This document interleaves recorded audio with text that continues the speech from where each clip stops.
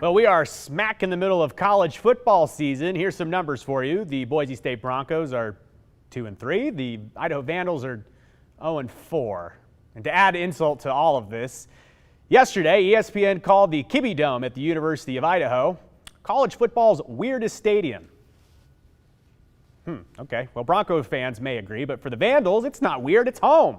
And it's been home for almost 50 years. On October 9th, 1971, the first Vandal football game was played in the Kibbie Dome, which technically wasn't a dome yet.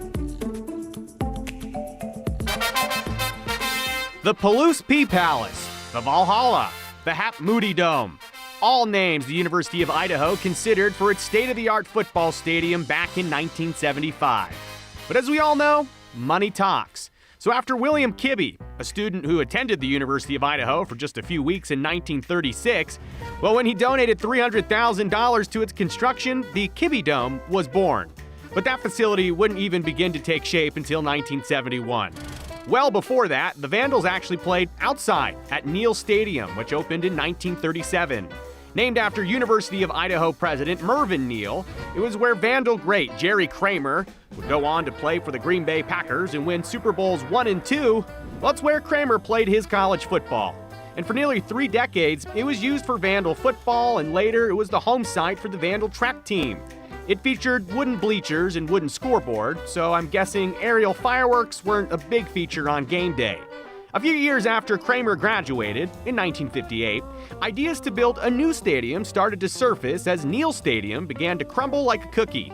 In 1968, it was actually condemned because of soil erosion. Underneath the grandstands, things didn't look good. The whole thing, though, was ultimately destroyed by a fire in 1969. The wood infrastructure is not a great match with fire. So the Vandals actually used Washington State's field as their own home field for the time being. And it was around that time that rumors swirled of a possible joint stadium between the University of Idaho and Washington State, whose campuses are just 6 miles and 1 border apart from each other. As you may already know, those rumors would forever just be that, rumors, and construction did begin on the Vandal Kibbie Dome in 1971. The original design called for 20 to 30,000 seats, but the whole thing was eventually scaled down to 16,000. Stage 1 opened on October 9th, 1971 as just a concrete and grass stadium with press boxes and grandstands. Stage 2, completed in 1972, included artificial turf. And in 1974, the 400-foot barrel arch roof made of beams of laminated wood on tubular-shaped steel was installed, along with vertical end walls. All of it, of course, totally tubular. From turf to roof, it stands 144 feet tall, or about 12 stories, just about half of the full Statue of Liberty in New York City. And those end walls were littered with yellow and brown dots, which represented the computer-generated fight song. That was eventually replaced in 2011 with the state-of-the-art light-transmitting panels. In 1975, the 93,000 square foot enclosed stadium opened to the public. In all, the total cost was over $12 million. Despite its behind-the-back nicknames like the airplane hangar, the giant sideways beer can, it earned the Outstanding Structural Engineering Achievement Award in 1976. And for Vandals in the state of Idaho, it always will be home sweet dome. Home sweet dome. Since it was completed, the Kibbie Dome has undergone several renovations, like expanded locker rooms and training rooms.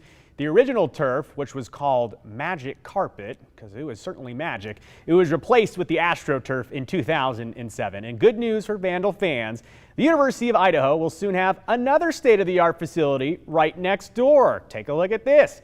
The $51 million ICCU Arena is just north of the Kibbie Dome. It broke ground back in 2019, and the one-of-a-kind wood structure highlights Idaho's wood products industry. How about this? All the lumber used in construction was actually cut and harvested in the state of Idaho.